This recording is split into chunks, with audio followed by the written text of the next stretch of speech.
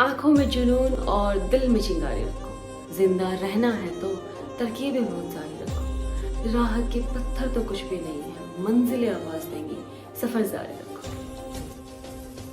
जब भी आप सो रहे हो ना तो एक चीज दिमाग में ले लेना कि इस टाइम पे पता नहीं लाखों बच्चे पढ़ रहे होंगे, और ये सोच के खुद को बताना एक बार कि क्या ये नींद जरूरी है, या फिर कुछ महीने पढ़ के अपने नाम के आगे डॉक्टर। मीनिंग समझ रहे हो इसका? बस आपको एक चीज़ एक बार फील करनी है। भाई मेरे टाइम पे तो मैं पूरे दिन फीलिंग में, भावनाओं में ही बह जाती थी सच में। जब भी मैं कोई एमबीबीएस की शॉर्ट्स देखती थी ना कि मुझे करना है, मतलब करना है। आप कहते हो कि आपने इतना कैसे पढ़ा, कैसे रिवाइज किया। ये जुनून होना जरूरी है। जब आपके खुद के अंदर से आएगा ना कि नहीं मुझे वहीं पहुंचना है, तो आप एक सेकंड खुद से वेस्ट करने की नहीं सोचोगे। सिलेबस बहुत ज़्यादा है और दिन काफ़ी कम बच गए हैं। आपको पता है मुझे भी ये सोच के डर लगता था कि पूरी साल तो कुछ पढ़ा नहीं, और जब मैंने पढ़ने की सोची उस टाइम पे काफ़ी लेट हो गया था। दिमाग में था जो मेरे डैडी ने मुझे कहा था कि क्या तो पढ़ो मत, क्योंकि अगर आप दिन में 4-5 घंटे पढ़ रहे हो ना, इससे आपका सिलेक्शन नहीं होगा। आपको दिन रात एक करनी पड़ेगी तभी आपका सिलेक्शन होगा।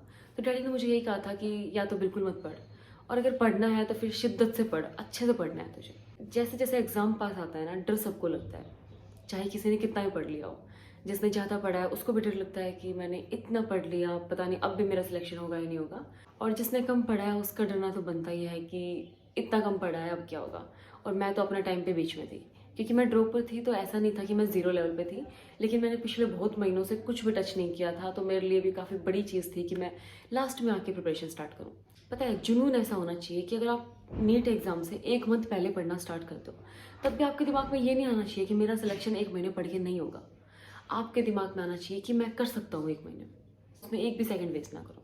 तो अभी तो आपके पास काफ़ी टाइम है, तो अभी से आप गिव अप करने की मत सोचो। देखो अब भी सिलेक्शन पॉसिबल है, अब भी। तो अब मैं बताती हूँ कि सिलेक्शन लेने के लिए कैसे, क्या क्या चीज़ें आपको फॉलो करनी चाहिए। सबसे पहली चीज़ कि एनसीईआरटी पढ़नी है तो मतलब एनसीईआरटी पढ़नी है। फिर का दिमाग मत लगाना कि मैं बाहर का ही पढ़ लूँ ताकि मेरा अच्छे नंबर आए।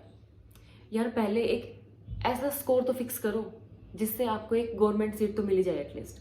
अगर कोई टॉपर बच्चा है ना, तो पहले वो अपना बेस क्लियर करे कि हाँ मुझे 620 नंबर तो आ ही जाएंगे इतना पढ़ के।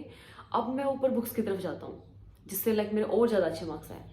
नेक्स्ट पॉइंट कि आपको ज़्यादा से ज़्यादा मॉक टेस्ट देने चाहिए। आप जब थ्योरी पढ़ते हो ना, तो उससे कुछ भी नहीं हो सकता। एग्जाम में वो थ्योरी आपको घुमा के रख देती है, क्योंकि वो ऑप्शन ऐसे आते हैं जिसमें अगर आपने क्वेश्चन प्रैक्टिस नहीं की हो ना, तो कोई फायदा नहीं है फिर आपका। मैं बायो के लिए सोचती थी कि जब पूरा पेपर एनसीईआरटी से आएगा तो मैं एनसीईआरटी पढ़ती हूँ, मॉक वगैरह देने में मतलब क्यों टाइम वेस्ट करना।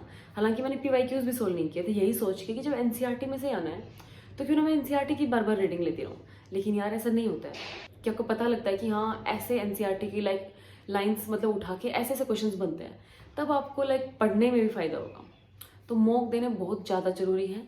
मैंने आप लोगों के लिए एक बुक मंगवाई है, मैं आपको दिखा देती हूँ मॉक टेस्ट के लिए। देखो ये है वो बुक, इसमें 15 सैम्पल पेपर है। नीट 22 का जो पेपर है वो पूरा पेपर इसमें गिवन है। और सबसे जो यूनिक चीज़ है ना, उसकी आंसर की है वो कैसे गिवन है, ये देखो। इसमें है कि आपको चैप्टर का नाम भी गिवन है, साथ में टॉपिक कौन से क्वेश्चन है ये भी गिवन है। तो इसमें आपको पता चलेगा कि आपका कौन सा पर्टिकुलर टॉपिक वीक है, तो आप उसको बार बार रिवाइज कर सकते हो। उसके ज़्यादा क्वेश्चन आप सोल्व कर सकते हो फिजिक्स के लिए। और फिर उसका डिटेल में सॉल्यूशन है। ऐसे इसमें नीट 21 का भी पेपर गिवन है, और इसमें तीनों सब्जेक्ट्स के माइंड मैप्स गिवन है। फिजिक्स के मिनोमिक्स हैं, केमिस्ट्री के मिनोमिक्स हैं, और बायोलॉजी के भी मिनोमिक्स हैं। और यहाँ से स्टार्ट है sample paper. 15 sample paper given है विद आंसर की। तो इस बुक का लिंक मैं आपको डिस्क्रिप्शन में दे रही हूँ। पता है मॉक टेस्ट देने का जो सबसे मेजर जो फायदा होता है वो क्या होता है कि आप अपनी गलतियाँ देख सकते हो।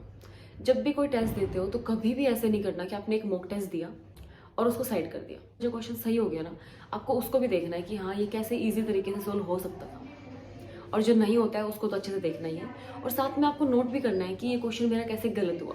जैसे कोई सिली मिस्टेक हो गई, या फिर आप लिख सकते हो कि हाँ ये एनसीईआरटी से बाहर था, या फिर मेरे कॉन्सेप्ट में कमी थी, या फिर आप लिख सकते हो कि हाँ इसके लेक्चर मैंने अच्छे से नहीं देखे। तो ऐसे करके रीडिंग मिस्टेक, तो ऐसे करके आप अपनी गलतियों को देख सकते हो, ताकि नेक्स्ट टाइम आप वो गलतियाँ रिपीट ना करो।